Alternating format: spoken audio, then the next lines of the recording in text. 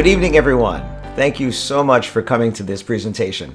My name is Berg. I'm an industry educator. I was formerly the Vice President of Sales at The Knot in the United States. I've spoken in 14 countries around the world. I've written 5 books, and I help businesses like yours have a better business. Actually wore a special vest today that I bought in Bangalore the last time I was over there, so I can't wait to get back and see you in person. I know we have people from around the country here. We actually have a friend in Greece I saw was tuned in here as well. And what I want to speak to you about today is how to have better communication with your customers. We're broadcasting live to Facebook as well as here on Zoom. So again, thank you so much for joining us today, and let's get started.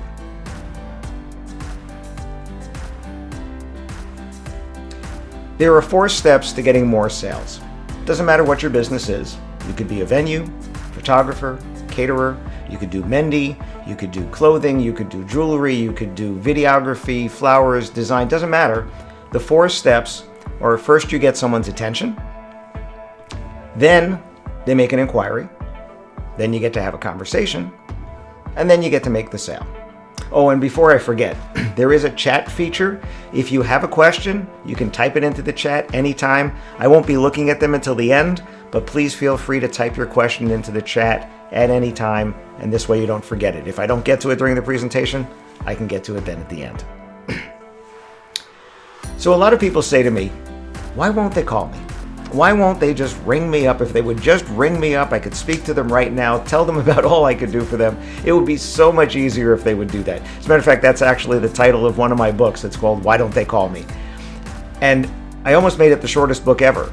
It was going to say on the cover, why don't they call me? And inside it was going to say, get over it, because they're not going to do it.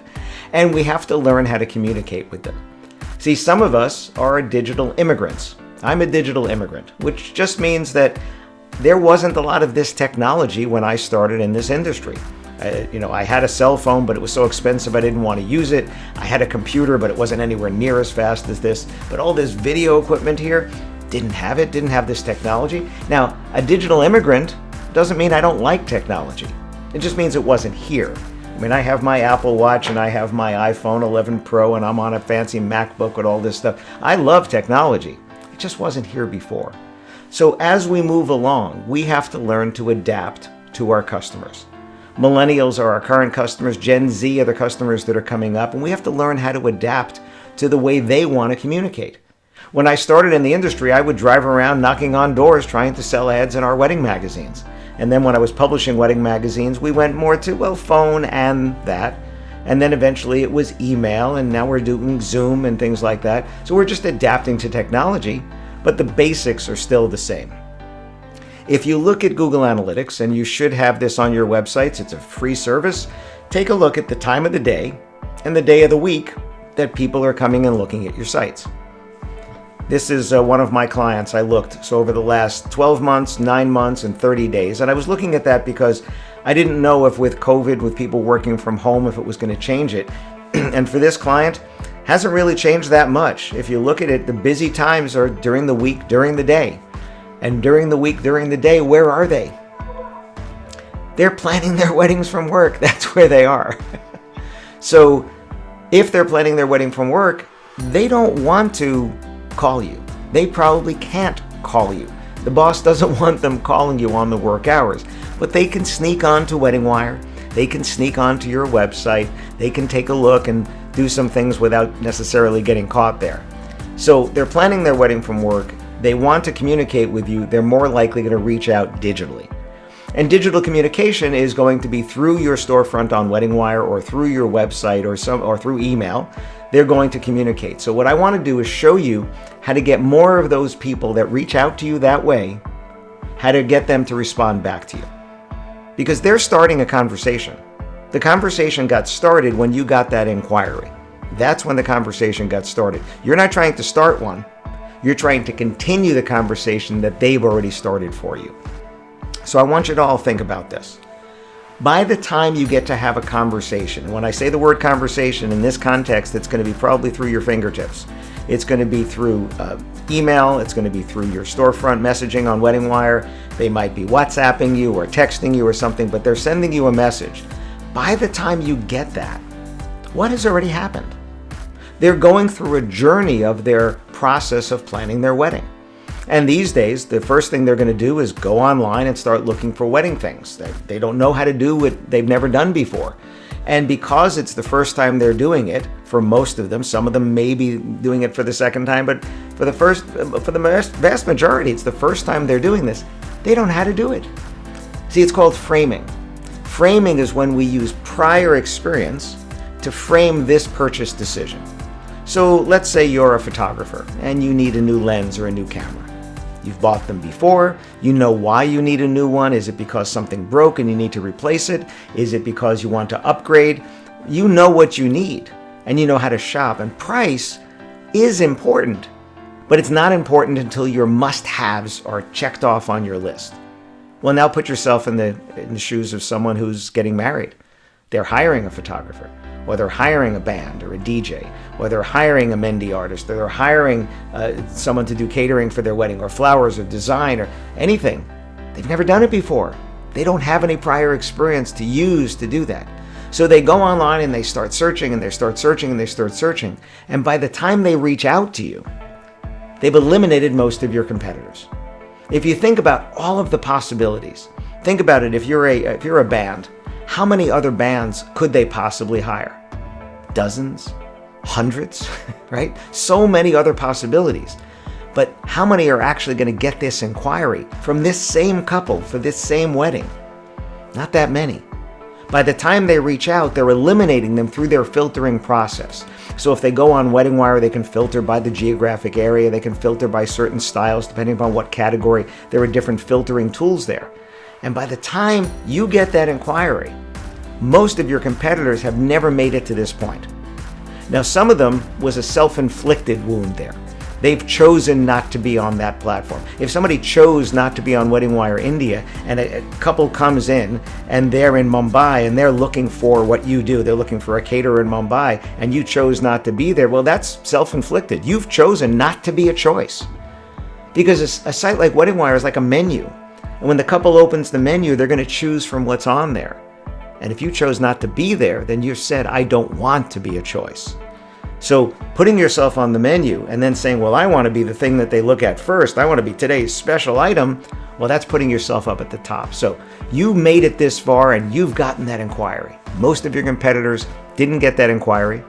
Matter of fact, they don't even know that this inquiry is happening. So you and a handful, a small group, are getting this inquiry. They clearly know something about you. Now, what do they know? They've probably looked at pictures, because we're humans, so we look at pictures before we read the words. So they've seen pictures. So you want to use pictures that show the results of doing business with you.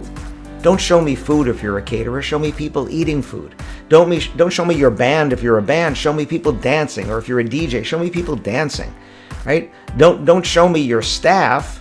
Show me, if you're a Mendy artist, don't show me your staff. Show me brides and their family just having wonderful, gorgeous work done and smiles on their faces as they're enjoying the experience. So show me the results. They've probably, if you have videos, probably watched them if they're short.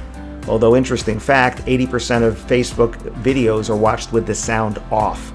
So you might want to put captions on. If you have talking in your video, you should put on the closed captioning. Also good for people that are hard of hearing. Now, what else have they done? Have they read reviews? Yes, we all do. We all read the reviews.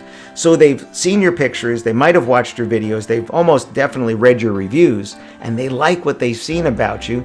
They know something about you, they like what they've seen about you, and they've put you on that short list. You're on a short list. There's only 3 or 5 or 7. A few people reach out to more, but realistically it's a small group, and they've started that conversation. So don't lose this opportunity. Don't blow it, right? They've given you an opportunity here. Don't lose it. Continue the conversation that they've already started with you. So I want to give you 8 tips for converting inquiries into sales. That's actually the subtitle of my book, Why Don't They Call Me? That's the subtitle. I'm going to give you those 8 tips right here, right now, today. The first one is, it's a real conversation. Now, that sounds obvious, but what does that mean?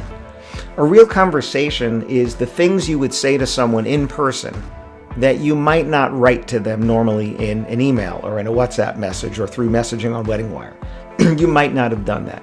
And email is hugely important because it's this private communication between you and someone else, and you can send them documents if you needed to. You can have conversations with them, and they don't have to be on the phone with their boss.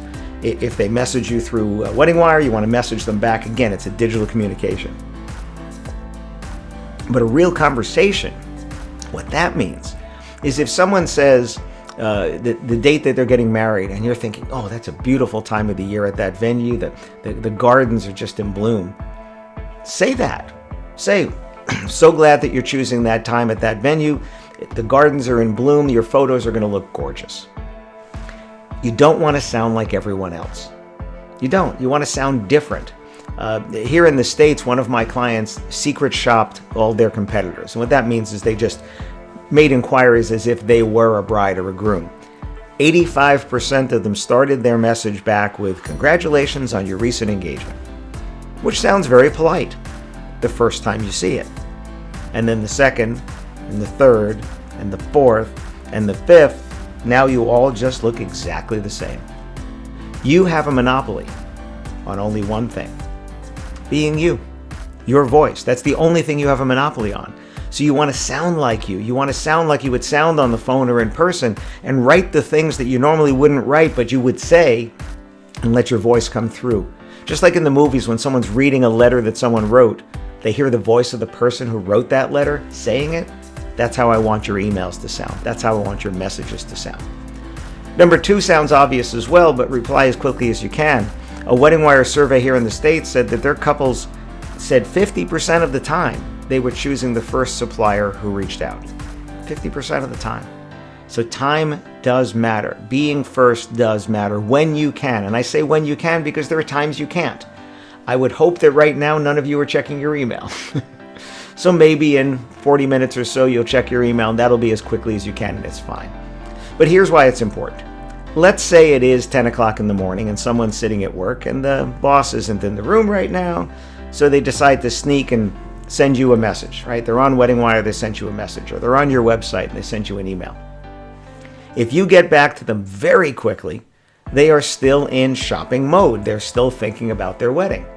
If you get back to them in an hour or two, what are they doing? They're off doing something else. They're not thinking about their wedding now. They're working, or they're doing something with their family, or they're in temple, right? What are they doing? Well, they're not doing what they were doing when they sent that message, because you didn't get back to them right away. So when possible, reply as quickly, well, always reply as quickly as you can. When possible, make it really fast.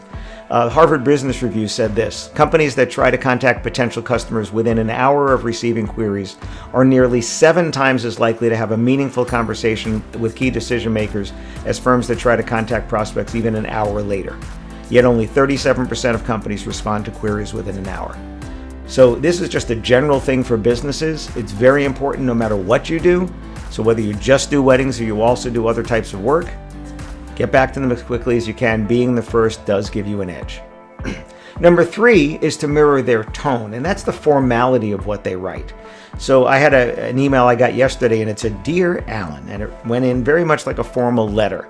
Well, I'm going to mirror that back. I'm going to write back, "Dear Gorica," right? I'm going to write, "Dear Sonal," right? I'm going to write back that way. But if they drop the dear and they just put my name, well, I'm just going to put their name. If they drop my name, I'm going to drop their name. They're not even going to notice, because we don't notice when there's no friction. We notice when there is friction. So if they wrote to me, "Hey, Alan," and I write back, "Dear Gorica," well, there's friction there, because why am I being so formal if she said, "Hey"? And then the other thing is to mirror their energy. Is there any excitement in their words? You can read the difference. There's a difference between, "To whom it may concern, we would like to inquire about engaging your services for our impending nuptials." That's a very formal tone. Very different than, "OMG, my BFF and I are getting married." Very different. So you want to try to mirror their tone and energy, very much like in person you mirror body language. People like me that talk with their hands, when I'm with someone that talks with their hands, man, our hands are going crazy. When I'm with someone who doesn't talk with their hands, who's very quiet in their body language, I hold my hands together so that they don't go all over the place, so that the other person feels I'm more like them. We mirror how loud they speak or how quietly they speak, right? We mirror their animation or not. You want to do the same thing in the message. look for the tone and the energy and mirror that. And if you start paying attention, you'll see it. Contact forms are great. The challenge with the contact form is it takes away the tone and the energy. So the contact form on the left is from my website. Right, it gets just information, name and email and company and city, state, right? That's just information. The one on the right, similar to that. So you're not getting the tone and energy yet. That's okay. You will get it in your responses. Number 5 is to mirror how much they write. Now, this is really, really important. If you think about it, some people that you deal with, they write you very short, sound bites even, right? Not even full sentences.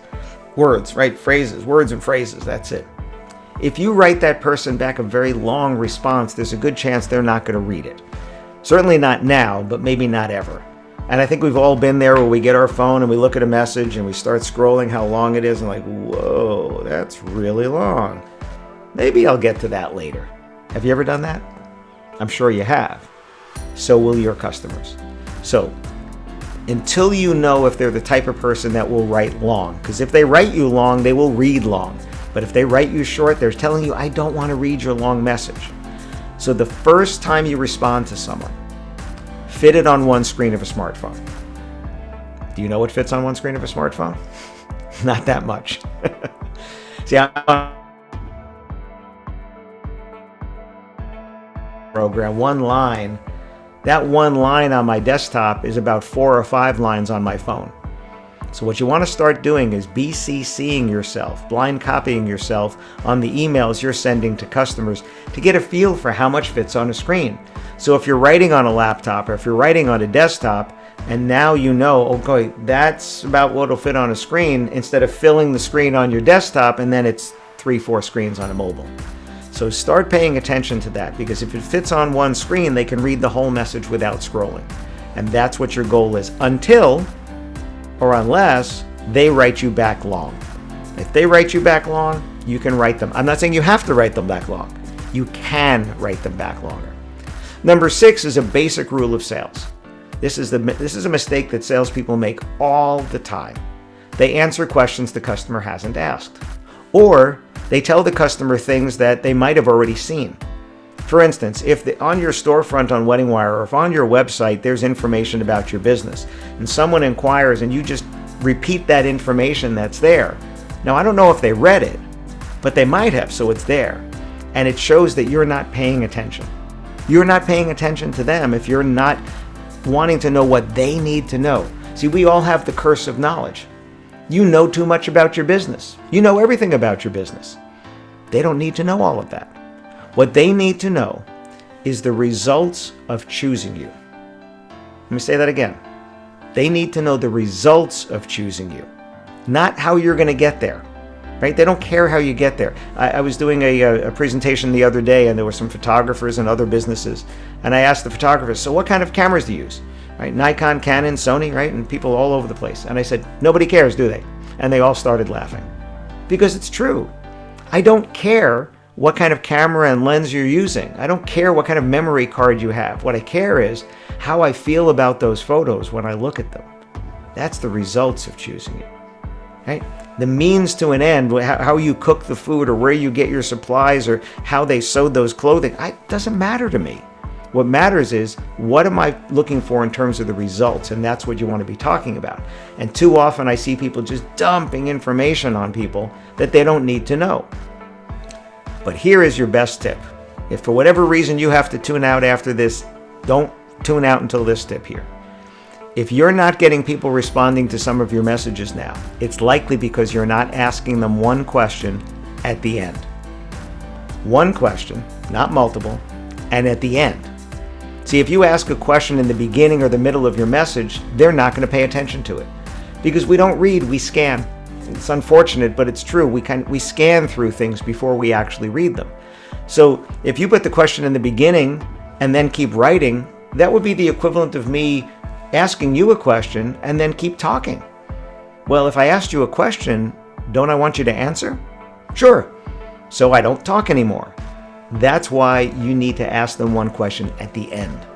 I mean, one of my most popular book is called Shut Up and Sell More Weddings and Events. It's called that because you don't learn anything when you're talking. You only learn when you're listening. And listening in an email, listening in messaging is asking a question and then waiting for the answer. So fit it on one screen of their phone and make the last thing its own paragraph. That one sentence with the question is its own paragraph, and then put your name. Do not write after that question, I look forward to hearing back from you. Now you just buried the question. You don't want to bury the question. You want them to scan down and see the question so that they'll answer it. And if you go back and pay attention to a lot of your emails that you didn't get a response to, or messages you didn't get a response to, it's because you didn't ask a question. Or, very important, you asked a very high commitment action as the question. For instance, you asked them to call you right away. Well, if they wanted to ring you, they could have rung you, but they didn't. They emailed you or they messaged you. You asked for a meeting right away. If they wanted a meeting, they would have asked for it in their message. So you don't want to get ahead of yourself. Imagine that you go into a bar and you see there's an empty stool next to someone who's very attractive, and you go, oh, wow, they're kind of cute. And you walk up and you say, excuse me, would you like to get married? That's a little forward, right? We're kind of jumping a few steps here. Maybe we should walk over and say, excuse me, is this seat taken? And let's ease our way into that conversation. Kind of the same thing here. They're sending you a message. You want to send them back and ask them a low commitment question, which is something like, have you already reserved your venue and dates, or are you still working on that? Are you having all of your ceremony and reception things in the same locations, or are they going to be in different locations, right? How many days? That's a good question as well. How many days are you going to have? How many guests are you expecting? These are all things they don't have to consult with anyone. They don't have to think hard about it. It doesn't require some, let me think. What's the style, right? They don't need to know that now. The things that you want to ask them are things they can answer right away. You don't want to ask their budget either, because if you ask that first thing, they're probably not going to tell you because they want to hold back. Because framing again, if they don't know what things cost, they don't want to tell you how much they want to spend because it could be more than you charge. And then you'll say, yeah, okay, I'll take that money.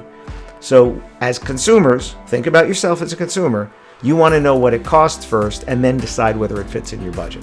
So that's a whole nother thing I'll touch on in just a bit. So the key is don't put dead ends into your messaging. These are actual messages from when we've done secret shopping in my consulting, and people have written things like, let me know if you have any questions. Very polite statement, but it's a statement, and therefore it's a dead end. It's not a question. Please let me know if that works for you. Same thing, dead end. Feel free to let me know if you have any questions. Dead end. Right? We look forward to hearing back from you. Well, good luck, because you didn't ask them to respond. So those are dead ends. Dead ends are things that start with feel free to, let me know, I look forward to, and they end with periods or exclamation points. Those are all going to be dead ends. This is ideas for some people that actual responses that I've seen that are not dead ends, that are better. So someone inquired, Dear Kristen, thanks for reaching out about having a beautiful wedding here. We still have dates open in April 2021. How many guests are you expecting? Nice and short, nice and easy. This was a Facebook message that came into one of my friends, one of my clients. It said, hi there, my name is Lisa. I'm getting married 25th September 2021. I'm looking for a DJ. I was wondering if you could send me some pricing and packages you offer. Also, my fiance is active duty in the military. Was wondering if you do a military discount. Thanks in advance! Exclamation point. It's pleasant, it's casual, but not too casual. Thanks in advance! Exclamation point. She's being polite, very nice. He wrote back, Lisa, so glad you reached out. Do you have a few minutes to chat here? I have a couple of questions. Now, I know technically he wrote after the question. However, it was nice and short, and she came back, sure, 2 exclamation points. What is she trying to signal? She's trying to signal she's excited. 2 exclamation points. Wow, he got back to me and quickly. Rich says, I do have one DJ available. You picked a popular date, creating a sense of scarcity, right? Sense of urgency there. Where's the wedding being held? They went back and forth on Facebook Messenger, and he wrote the sale, collected a deposit, sent a contract without ever speaking to her on the telephone. They had a conversation. They had all the conversation they needed to have for him to find out what she wanted, her to find out what he can do for her, him to ask for the sale. It can be done directly through here. He didn't have to put it to what he thought before, which was a phone call, a Zoom call, or an in-person meeting. This is another one, came in on a contact form. Hi, James. Thanks for reaching out. Great news. We're available on your date. We love working at the San Clemente Casino. He's telling them, we love working at your venue. Are you having both your ceremony and reception there? Again, low commitment question. All right, number 7. Number 7, when I first started speaking about this years ago, I used to say, don't send attachments they haven't yet asked for. And now it just says, don't send attachments. You guys remember the movie Men in Black? Remember the movie Men in Black? They had those little gizmos that they would erase your memory, right? Everything. I want you to look at the light. There you go. I just broke the attachment button on your computers and phones. Done. That's it. You can't attach anything. What would you do if you couldn't send them any attachments? If you couldn't send them a brochure, any photos, any videos? If you couldn't put any links, what would you do? You would have a conversation, just like on the phone. You can't send them an attachment on the phone. You can't send them you can't give them a link when you're talking on the telephone. If you're sitting with them in person, you can't say, here, stop talking to me and go look at this link. No, we're just going to talk. We're going to talk and I'm going to find out what you need. Attachments are bad for a few reasons. The implication is you should read this before you get back to me. The implication is everything you need to know is in this brochure. And neither of those is true. You don't want them to read it and then get back to you. You want them to get back to you now. And everything is not in there. What you need to know is what's in their head. And what you need to tell them is not in the brochure. It's coming from you. So this is an example of a brochure of one of my clients. You look at it on desktop, it's great. You look at it on mobile, you can't read it. The text is unreadable on mobile. You couldn't pinch in enough to read that. Here are a few other ones. This was a caterer sent over some menus. Again, you look at it on a phone, it's not formatted for that. Your PDFs are formatted for A4 paper. They're not formatted for screens. So you have to understand that what's the format that they're likely to read it on. You have to give them something for that, but I don't want you to send them attachments. I don't want you to send them links because you're delaying the one thing you want, having them get back to you. Here's another client, same thing. You look at the brochure. Beautiful photos, clearly not made for a phone because you can't read that. Number 8, this is another great tip. When we do our secret shopping, we find that most people will try once and then never try again. About half, right? Maybe half of them will try a second time, but they're going to wait too long to try a second time. So I want you to be the one that follows up more than anyone else. And I teach a 5-step process, which I'm going to teach you over here. But the short answer is this. If you even try one more time than you were trying before, you're going to get opportunities you didn't have before. Because remember how this started. They went to your storefront, sent you a message. They went to your website, sent you a message. Right? They're starting this. They're identifying themselves. You don't have to sell them anything. You have to help them buy what you do. Help them buy the results of what you do. That's what you need to do. And that's not going to be in your brochures. That's going to be coming from you. And you have to follow up more than once because people get busy. People get sick. Family members get sick. People get busy at work. Things happen. And they don't follow up back with you. You have to follow up with them. So I want to give you the 5 steps here. The first one is to reply as quickly as you can using the same method that they used. So if they message you through WeddingWire, message them back through WeddingWire. If they send you an email through your website or fill out a contact form, email them back. Now, very important, if you're sending them an email, what's your subject line? Because we determine which emails we're going to read first based upon who sent them and the subject line. So the email address it comes from should be your name at your website, right? Like I'm Alan at alanberg.com. That's my name at my website. You know 3 things: my name, my email, and my website. Have you ever looked at someone's email address and gone to their website from their email address? Like Alan at alanberg.com, you know my website. Well, if you give me a Gmail address or some other address that's not at your name at your website, I can't do that. If you send me an email from info at your website, I don't know who I'm communicating with. People like to talk to people. So even if you're using a Gmail address or something like that, you can still have it your name at your website and power that through Gmail if that's your preferred platform. You can do that. You look more professional, you look more established than if you're using you at a Gmail. So whenever possible, your name at your website. I know your name, I know your email, and I know your website. And your subject line, you don't want to do boring things, right? Event request from Deepa Patel.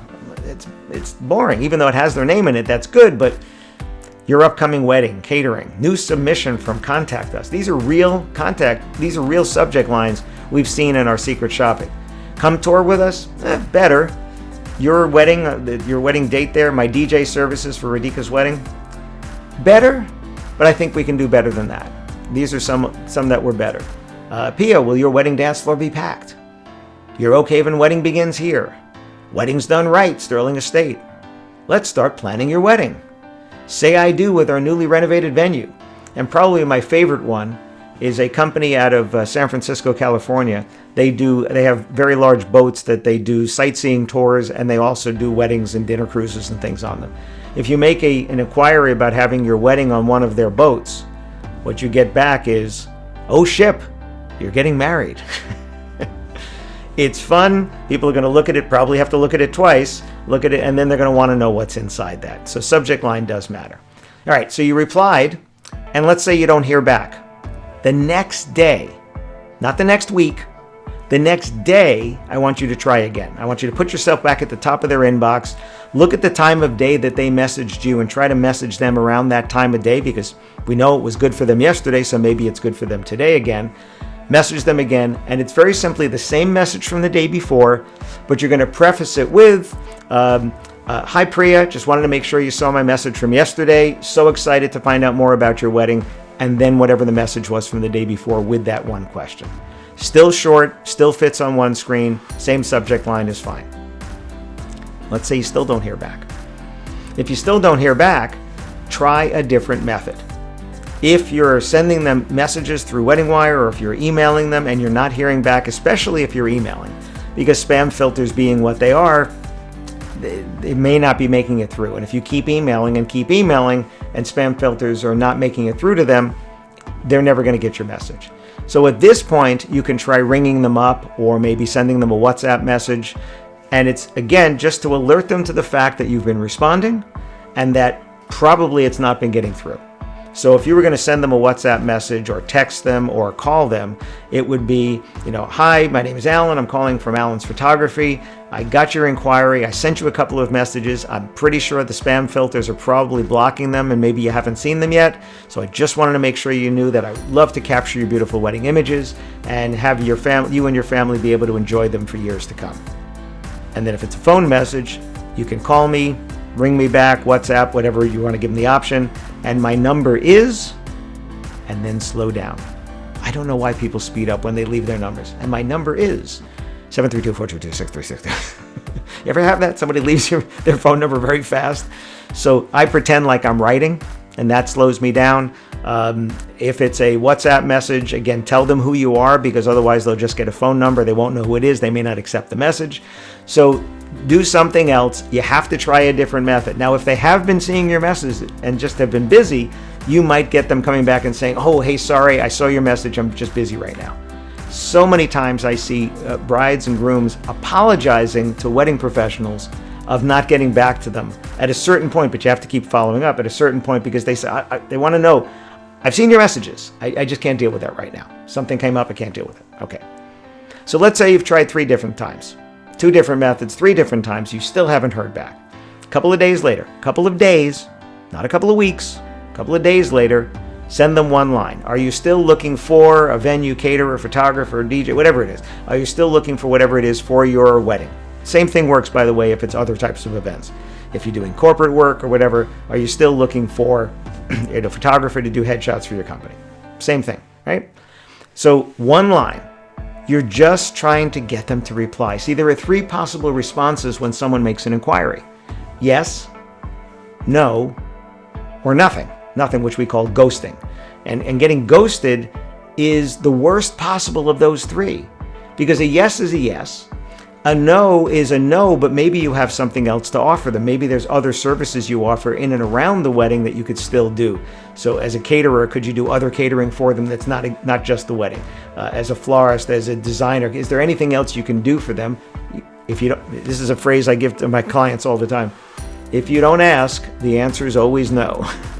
So if they say no to the wedding, if there's something else you offer, great. If not, don't burn the bridge. Because if something happens, they might have to come back. A lot of that happened with COVID, where their original supplier might not be available now or might not do the type of wedding they're going to have now. and you might still have a chance. Okay, one line, that's it. Let's say you still don't hear back. I know you're getting frustrated at this point. I get frustrated too. Same thing happens to me. You've tried 4 times.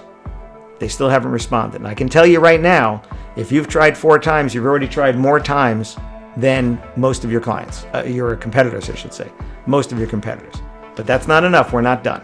You're going to try at least one more time. So a few days after that, which, by the way, this whole thing is happening over the course of maybe 2 weeks, right, with a weekend in between that. Over the course of that time, you're going to be trying 5 times. Your competitors, most of them have tried once and stopped. Some of them maybe trying a second time a week later. You're going to try something else. And we're going to add a little humor. And you're going to pick and choose what works for you. A venue came to a masterclass I did recently on ghosting. And I do these once a month. She came to this masterclass, and she came up with her own idea. I'm sorry. This first one is one. It was somebody in the UK, and she was trying to sell me coaching services. Right. This is the one that came to me. Subject line was, I thought this might be useful. Well, I saw that line. I had a few minutes. I took a look at it. What does it say? Hi, Alan. I know you're busy, so I've prepared 3 convenient calls to action for you. 1, ignore this email, and eventually I'll get the picture and write terrible poetry about the deal we never did. Most popular. 2, hit reply and I'll do the same. Recommended. 3, wild card, call me on, she's in the UK. Interrupt my day like I have yours, I deserve it. Limited time offer. Option 2 is my favorite. Have a great day. Carrie, I love this title. Chief of magicking up a profitable business out of thin air. Right? Now, I wasn't looking for a coach and I had never reached out to her, but had I been looking for a coach, she would have had my attention there. Right? This one over here, actually, I'm going to give you one that I don't think is on the screen here. A venue tried this line. Subject line was stovetop or air pop. Okay, as you're thinking, what did stovetop or air pop? And inside it said, hi Priya, you reached out about having a beautiful wedding here and we haven't heard back. We can only imagine it's one of these reasons. Number 1, you've chosen another venue. If that's the case, just let us know. Number 2, you're so glad I reached out again because you'd love to find out about having your wedding here. Number 3, you've just been busy and you want me to reach out again in 2 weeks. And number 4, you've been binge watching movies on Netflix and you want me to send more popcorn stat. And then said, please respond with the appropriate number and whether you prefer stovetop or air pop. Fun, cute. First people she sent it to responded. They had not been responding to anything else. And she was inspired by this one. This was a wedding entertainment company. Subject line, where we're going, we don't need roads. If you saw the Back to the Future movies, that was a line from those movies. Where we're going, we don't need roads. If you're in that DeLorean, you don't need roads. Hi, I hope your wedding plans are coming together. I sent you a few messages and haven't heard back from you. I figured there were a couple of different reasons why this could be the case, so please reply back with the number of the correct circumstance. 1, you're all set with your entertainment and I can stop sending you annoying emails. 2, you've been meaning to get back, you've just been really busy. 3, you're interested but just aren't ready to talk entertainment yet and I should follow up in 2 weeks. And 4, Doc screeched into your driveway in his DeLorean and after some whimsical time-traveling adventures, you found yourself stuck in 1955 without access to email. The first 3 people he sent this to that had been totally ghosting him all responded with either number 2 or 3. They were still interested either to talk to him now or later. You have to try again. And this is one that I've personally done. People inquired about having me do sales training. My subject line was R2-D2 and C3PO aren't responding. Now, I have met some people that haven't seen the Star Wars movies, but again, you want to choose something that you know most of your audience is going to know. Hi, Patrick. I'm sure you're responding to inquiries right away, and like many others, you're frustrated by getting ghosted by your brides, grooms, and others. You've thought about having me come for sales training for your team, but it just hasn't happened yet. I can only imagine that it's one of these reasons. 1, your sales team is selling so much and profiting you so much that you couldn't possibly help them sell more. 2, you know it would be valuable and want to find out when I can come. 3, you know it would be valuable, but it's a little out of your budget. You'd like to find out about small group sales training, share the cost and experience. And 4, Imperial forces are storming your outpost and you want me to use the force to hold them off. Please respond with the appropriate number and I'll respond accordingly. I had people that I had sent 4 emails to and mailed them one of those cool flashlights in the mail. They hadn't responded to any of that, but they responded to this. So you just want to keep trying something else, a different way. You want to try at least one more time than any of your competitors, if not more than that, and you get more responses. And then this is one that somebody tried after they had a meeting and someone hadn't responded, and they were very excited at the meeting. So they sent them an email with the subject line, "Did you run off and elope?" "Hi, Rebecca. I'm just checking in to see if you're still looking for your wedding venue. Touch base with an update when you have a minute. Cheers, Tracy George, General Manager of the Oaks." This couple, very excited at the tour when they came in to see the venue, didn't respond to any messages, any phone calls, nothing. They responded to this: "Tracy, LOL. Good subject line, but lucky for you, we did not. We've just been spending time looking at other venues, comparing cost, atmosphere, etc."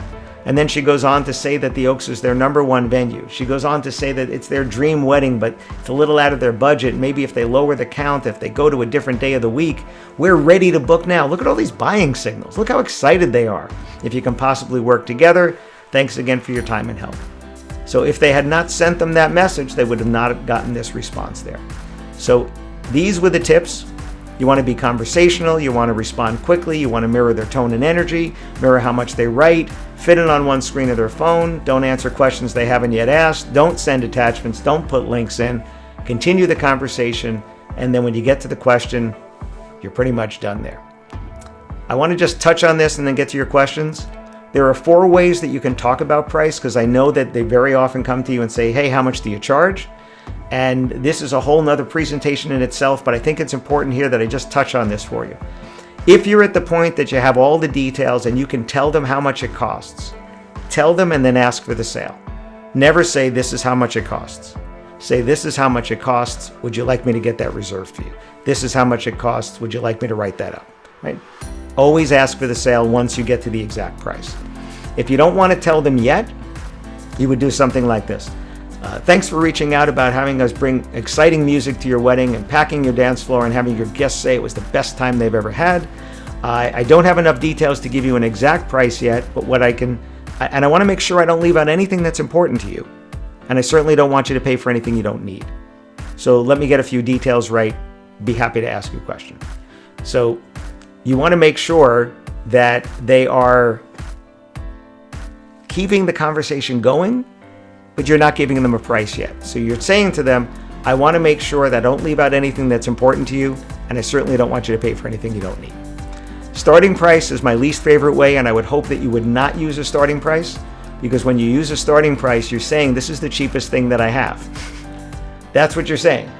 You're saying, "This is the cheapest thing that I have," and you don't want to sell the cheapest thing that you have, so don't use starting prices unless there's only one price, in which case you would just tell them, or there isn't a very big range of prices. But for most things, there's such a big range of prices. Saying, "Here's my starting price," is saying, "Here's the cheapest thing I have." And then the fourth is my favorite way to quote numbers, is to quote a price range. I don't know how much your wedding is going to be yet, but I can tell you that the weddings that we've done range between here and here. Most of our couples end up around here.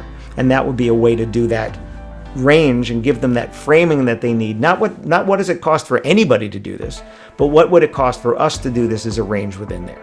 So those are the 4 ways you could talk about price. But always acknowledge that they've asked about price. Don't assume that they can't afford you because they've asked about price. When someone says, "How much does it cost?" they're a buyer. It doesn't mean they're looking for the cheapest thing you have. It does not mean that. Do not assume if someone says, "Hey, how much is that?" that they want your cheapest thing. And then you're selling the cheapest thing, and then you're wondering why you're not making enough money. And then don't assume they want the lowest package. If somebody says, "Well, how much does it cost for you to do the wedding?" don't assume they want your cheapest package. They might spend more. I have a client I'm working with, and we came up with packages, and there are so many people that are buying the top package more than they thought were buying the top. We're going to come up with something higher, because if people are buying the top, some of those people would have spent even more. So don't sell yourself down to the bottom. You want to sell from the top down. And then try to always give them some idea of pricing before asking their budget. They'll be more forthcoming with you if you first say, "Our prices range from here to here. Where were you looking to end up?" Than if you said, "Hey, what's your budget?" Because they don't want to tell you.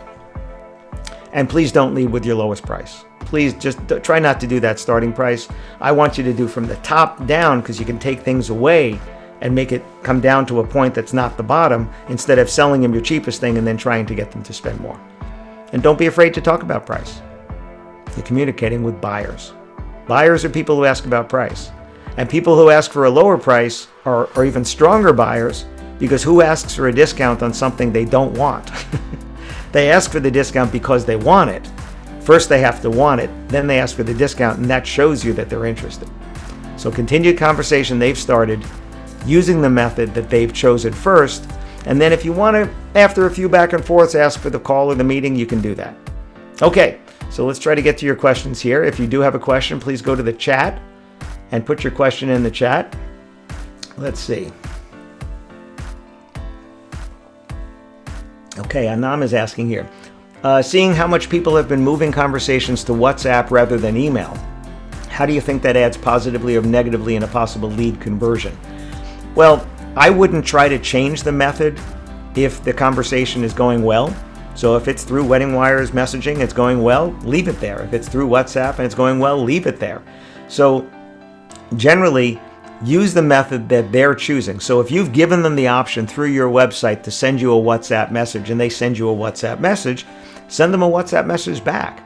But if they've messaged you through WeddingWire, or for that matter, some of the social channels, Facebook or Instagram, they have messaging as well, use that first and then use the method that's comfortable for them. So if they want to switch it over to WhatsApp, switch it over to WhatsApp. But you can have that conversation. But start with the method that they've chosen before you try to change it to some other platform. As long as you're having a good conversation, I don't care what the platform is. I prefer you start with the one that they've chosen. So if they're on WeddingWire looking at your dashboard, your storefront, and they send you a message, it's because it was easy for them. And they're going to look there for your response. So I would respond there. Pratik says, in India, we don't normally communicate via email. We normally talk over phone call or WhatsApp. Tell us more about it. Again, what are the methods that you're giving them the choice? I was at a website the other day and it gave me the choice to call or text. Those were the only two choices. I couldn't fill out a contact form. I couldn't email them. I couldn't WhatsApp them. It was just, you can call us or text us. Well, they were limiting my choices. So I want you to give them as many choices as possible.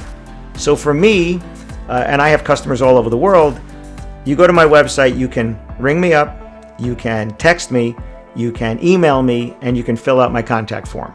Those are the 4 choices that I give you on my website, right? I do more business in the States than I do in some other countries, so texting is more popular here than WhatsApp. Matter of fact, not a lot of people in the States are using WhatsApp. I use WhatsApp to communicate with my international customers because that's generally how they reach out to me. And again, I'm mirroring that. So if somebody messages me on WhatsApp, great, I'm going to message you back. But if I get a text, you get a text back. If I get an email, you get an email back. If you make it easy for them to communicate with you, so Pratik, if I go to your website, what's the easiest way to communicate with you? The easiest would be a short contact form. They fill out that contact form and now I can get back to them. Now you can ask them their preferred communication method right on that form. You could say, how would you prefer we get back to you? Phone, WhatsApp, email, right? Ask them. And if they tell you WhatsApp, use WhatsApp. If they tell you phone, ring them up. If they tell you email, email them, right? Give them the choice right there. That's probably a good way to do that. Okay, anybody else have any questions? Let me just look through the chat here. Okay, I was hoping we get this question. Vanshika, how do you reply to people who feel like it's their right to get a discount? So when I was speaking in Bangalore, it was a wedding photographer conference. There were 300 or 400 photographers there. And then I did a small workshop. And I said, I acknowledge the fact that culturally, in India and some other countries, it's expected that people are going to get a discount. But how much discount is up to you, not up to them. You have to know what that number is. So we have to acknowledge the reality. If you know you have to give some sort of a discount to your clients or they're not going to buy from you, no matter how much they love what you do, just build it into your pricing. Have the number you want to get, and then have the number you quote them, and allow yourself that difference so that they feel validated they got a discount and you get the number you want. There's a difference between discounting and negotiating. If every customer could get a different price for basically buying the same thing, you're all over the place negotiating, and first of all, you're giving away profit. I want you to think about this. Every dollar you lower your price without taking something back from the customer is profit you gave away. I want to say that again. Every dollar that you lower your price without getting something back from the customer, something of value, that's profit you gave away. Profit is your car payment. Profit is your rent or your mortgage. Profit is your next holiday. Profit is your retirement. Profit is that money that you get to buy your stuff with, right? Don't give away your profit. So know when to say no, because if they want the results of choosing you, they have to choose you and pay your price, right? Yeah, yes, in India, yes, in every country. If they want the results of hiring you, they have to choose you and pay your price. If they think they can get similar results from someone else at a lower price, they will choose them. But if they want your results, so let's say somebody comes to you and says, okay, I love what you do, but I got a better price with the other person. Here's what you say to them. Thanks so much for coming back to me. If you keep looking around, you're going to get even more prices, probably even get more confused about it. It really comes down to this. Do you want their price, or do you want the results you know we can give you? And then you would use words like, if let's say you were a photographer. Do you want their price, or do you want the beautiful images that you know that we can do for you? If you're a caterer, do you want their price, or do you want the food that you know we can provide and your guests are just going to be raving about it's the best food they've ever had at a wedding, right? Because that's what it is. That's the reality. They can, if they want their price, they have to choose them.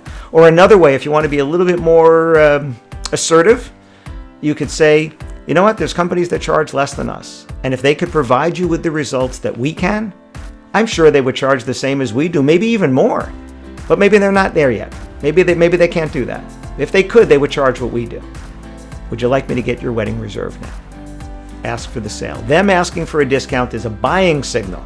It's a bigger buying signal than asking for price. But this is what I said when I was standing on stage in Bangalore. You have to know when to say no. And the best thing to do is when you lower the price, take something back. Take something away from them. This is top-down selling. I don't have time to go through the whole thing, but I think you're familiar with the game Jenga, where you take these blocks away, you build the blocks up into a tower, and you take them away until the tower falls. Every one of those blocks would be a service that you could take away from someone when you lower the price, right? A service or a product. And when you start taking away services and products and things of value, they don't want those things taken away. You say, well, if you want all of these things, this is the price. If you want a lower price, I can do that, but I have to take this back or that back. Make them your partner in the negotiation. Okay, let's see. All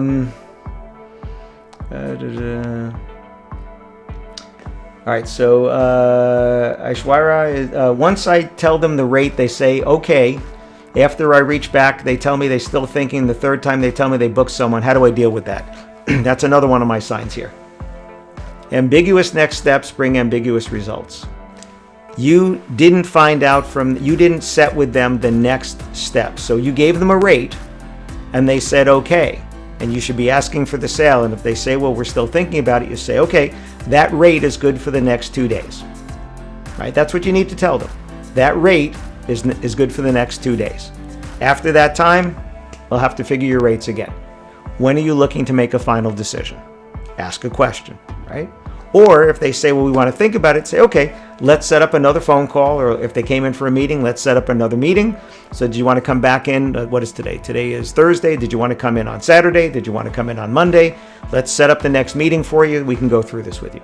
The same thing, by the way, if you're the type of company that has to make a proposal, don't send them the proposal. If they came in for a meeting, have them come back in and go through the proposal. Or if you had a phone call or a Zoom meeting, deliver the proposal on Zoom so that you can go through it with them together. And then if they have any questions, you can make modifications to it, the same as if you were in person. But if you just send it to them, you've given them a license to shop you against everybody else. Okay, let's see what other questions here. How much do customer reviews or earlier work help in a lead conversion? Well, what they help you do there, Aman, is they help you because people are choosing whether or not to even reach out to you based upon reading your reviews and based upon the work that they see.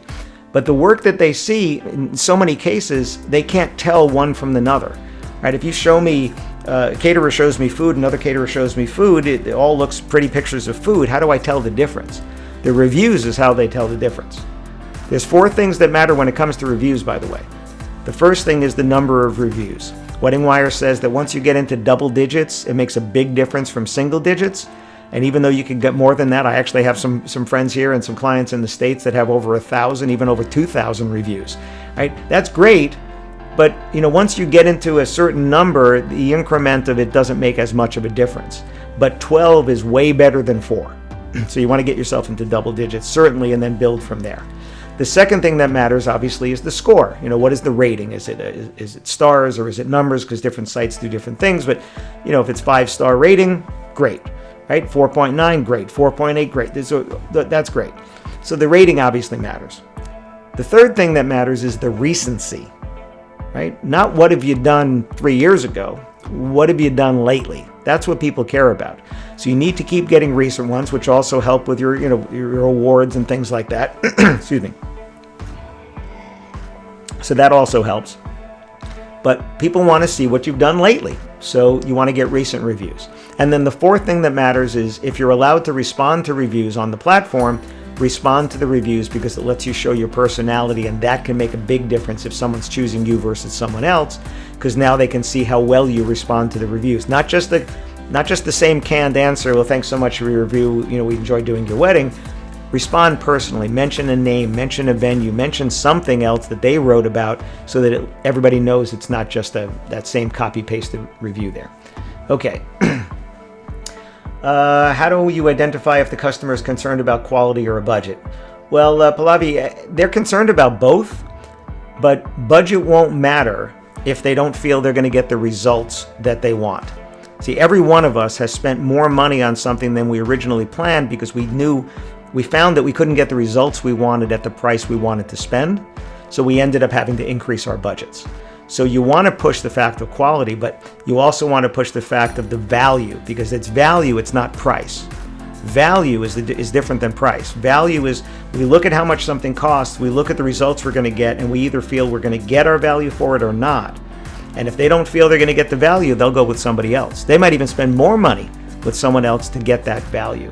So the reviews are really important. 4 things you want to put on every page of your website. You want to have photos that show the results of doing business with you. You want to have text that talks about the results of doing business with you, not just a bullet point list of here's what we do, but give me the why. Use the word you, your wedding, your guests, your fun, your Mendy, your clothing, your jewelry, right? You. The third is the social proof, which is those reviews. So go into your reviews and find single lines, single sentences that you can use throughout your web pages, not at the bottom and not scrolling. Just put them specific places that they support what you're saying there. And then the fourth is the call to action. So if you've shown them result, talked about the result, had former customers say that they got that result, say if you would like to have this result. Right? So if you're the photographer and you say, if this is how you'd like to feel about your wedding photos and your photographer, call, emails, whatever their call to action is. Call us, email us, WhatsApp us, text us, whatever. Put that there as your call to action. Let's see. Ranjith, how to connect with a customer who interacted first time and started ghosting while doing the follow-ups. Follow up again, Ranjith, and try something else. Try a different method. Try a different subject line. Try some of those funny ones there just to get them to reach out again. But if they were interacting and they stopped, there's 3 possible answers: yes, no, or nothing. Nothing is the worst answer because it could be a yes. It could be a yes. They're ghosting you. It could be a yes. Let's see.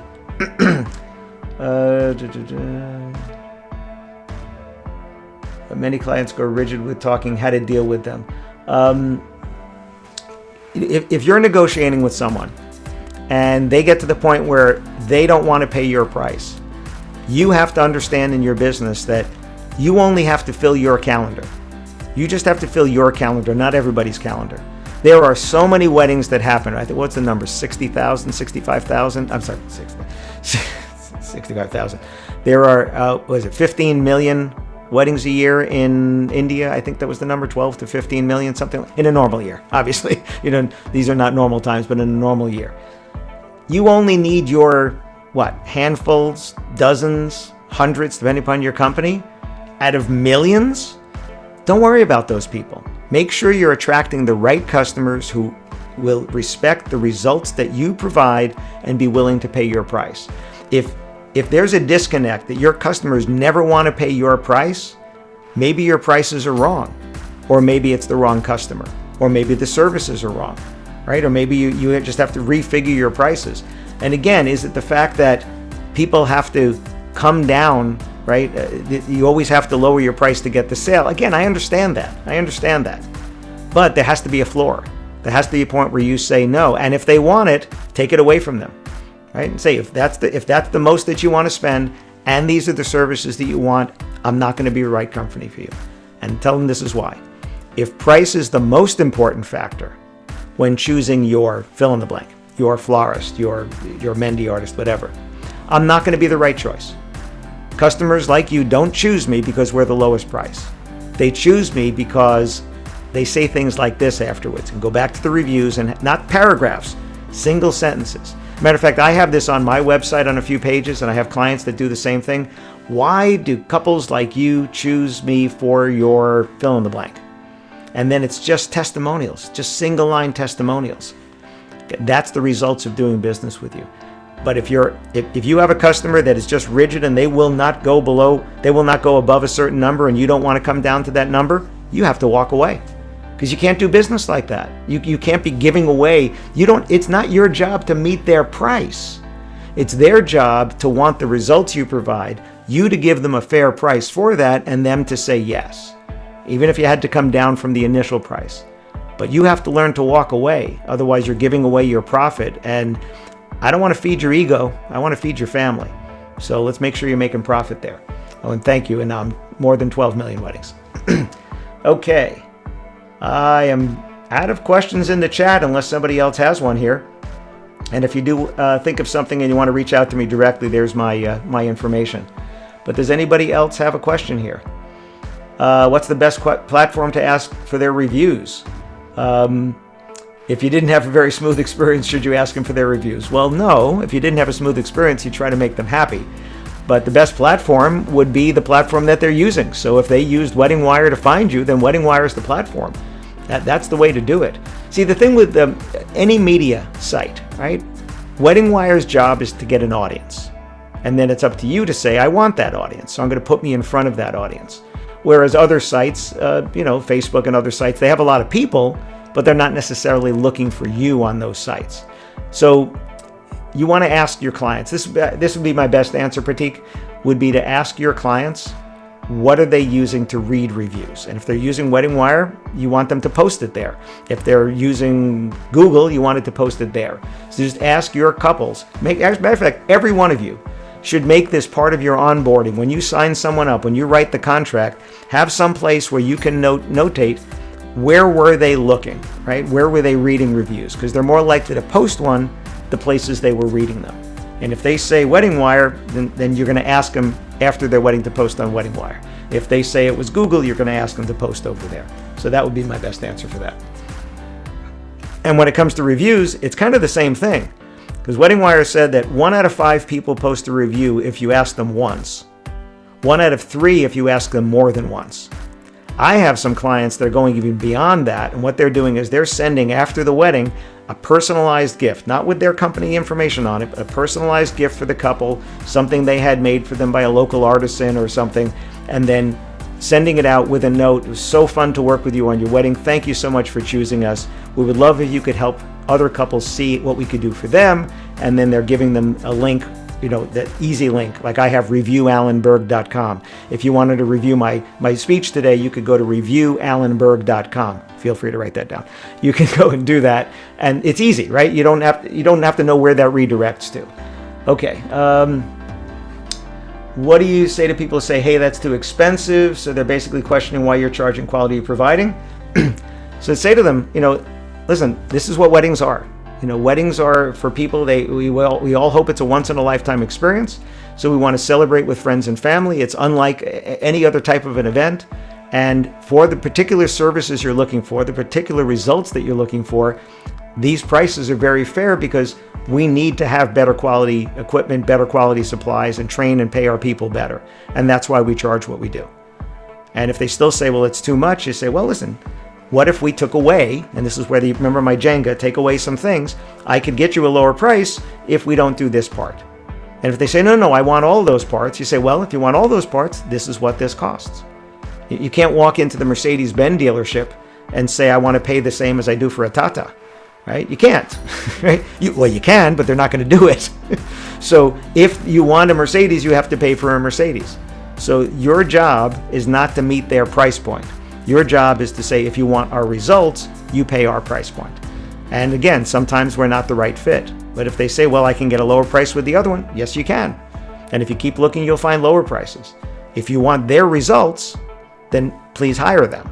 If you want our results, you hire us, and you do it at our price point. Would you like me to get your wedding reserved? Okay. Should we persuade them if they haven't given the review in spite of a few reminders? Yeah, because it goes my other sign. If you don't ask, the answer is always no. So if they haven't posted a review yet and their wedding was within the last year, maybe 2 years at tops, sure, you can do it. But going forward, I would make it more of a process. And if it's that important to you, which I think it is, build into your pricing that it's going to cost you a certain amount to send out. So are you going to allocate 1,000 rupee or 2,000 rupee or whatever to buy a gift so that you'll get more people? But here's the key. Don't say, if you post a review, I will give you a gift. Send them the gift. It creates a sense of reciprocity. They want to do something back for you. It's also called guilt. You did something for them, they want to do something back. You send them a gift with a nice note, they're going to want to do something back for you, and if you made it easy. Not everybody's going to do it, but you'll get more people doing it that way than if you just keep sending them emails and messages. Okay. That is, again, the end of questions there. Thank you so much. Thank you for thanking me, I should say there. If anybody has any other questions, here is my direct information. I hope you got some great information here. Have a wonderful rest of your evening, and I hope to do this again soon. Thanks, everybody.